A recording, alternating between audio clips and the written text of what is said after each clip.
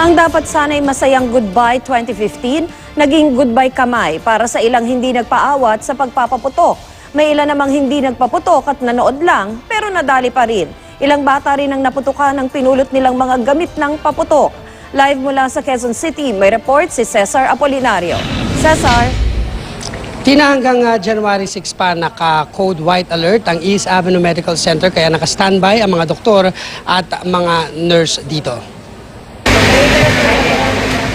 Napapailing na lang ang lalaking ito habang pinagmamasdan ang kanyang kamay na halos magkapira-piraso.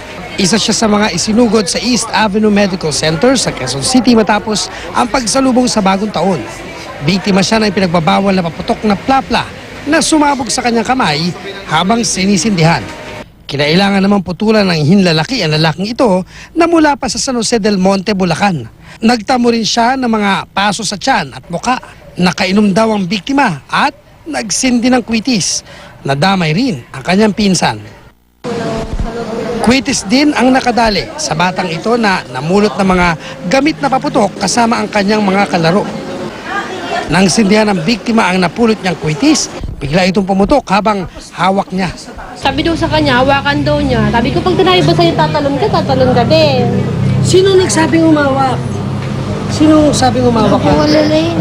May isa ring isinugod sa East Avenue Medical Center na isang 30 anyos na lalaki na tinamaan naman ng kwitis sa pagitan ng mata.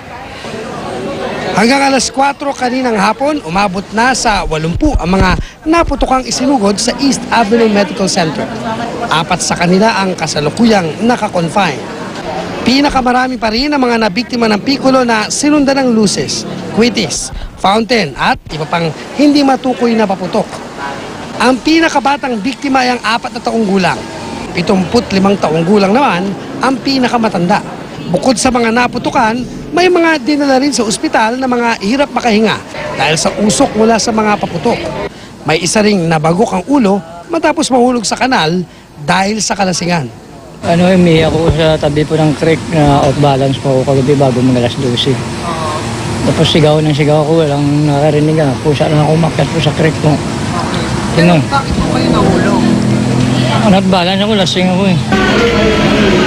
Dinig naman sa halos buong emergency room ng Jose R. Reyes Memorial Medical Center o JRRMMC, ang daing ng 11 anyos na lalaking ito na halos magkalasog-lasog ang kanang kamay.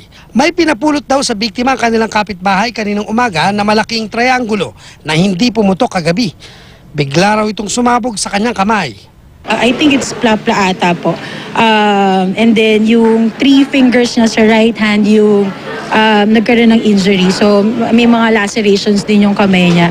Hindi po kami nag-ano ngayong kaninang umaga nga lang po, kaya nga po nagulat po ako eh. Kasi kakatapos lang po niyan kumain, lumabas eh. Hindi ko naman po talaga gustong mangyari sa kanya yun eh. Sa Bulacan, umabot sa 50 biktima ng paputok ang isinugod sa Bulacan Medical Center at iba't ibang ospital. Ang pinakabatang biktima ay ang 7 taong gulang na nasabugan ng Roman candle ang kamay. Ang pinakamatandang biktima naman, tinamaan ng paputok na dynamite. May ilan namang hindi naman daw nagpaputok pero tinamaan. Tulad ng 2 biktima na tinamaan ng kwitis sa muka at sa paa. Mula alas 5 ng hapon kanina hanggang alas 8 ng gabi ay may mga dinala pa rin dito ng mga pasyente sa East Avenue Medical Center.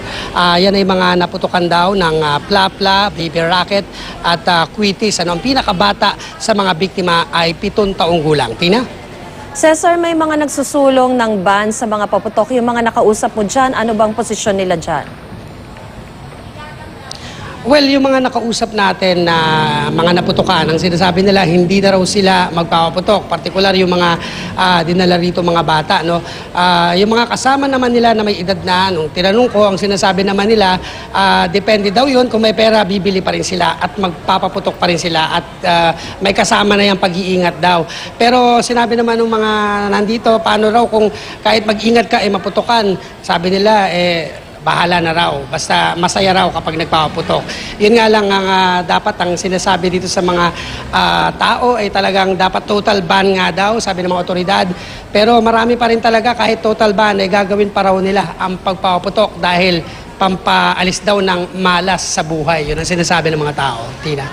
Pero yung iba minamalas dahil sa paputok, Cesar, dyan sa East Avenue Medical Center, masasabi bang pababa na yung trend o yung bilang ng mga biktima ng paputok? Well, ang sinasabi sa atin ng mga doktor dito ay medyo tumaas. Dahil nung nakaraang taon ay mahigit 70 yung mga naitala nila mula December 21 hanggang January 6 yan. Pero ngayon pa lang, Tina, yung kumbaga period of time na yon mula December 21 hanggang ngayon January 1 ay kumbaga 84 na ata yung nalista rito. So lagpas na ng 3 o 4 yung biktima. So tumaas, Tina. Medyo maliit nga lang yung itinaas pero sinasabi nila tumaas pa rin. Ang sinasabi nga ng mga doktor, inaasahan nila bababa dahil sa takot daw ng mga biktima last year. Pero sa nakikita nating trend, medyo tumaas. Sana hindi na madagdagan, Tina. Pero dahil nga hanggang January 6 pa yung code white alert nila, ibig sabihin naka-standby pa sila dahil may inaasahan pang mga dadagsa dito na hanggang January 6, Tina. Okay, maraming salamat, Cesar Apolinario.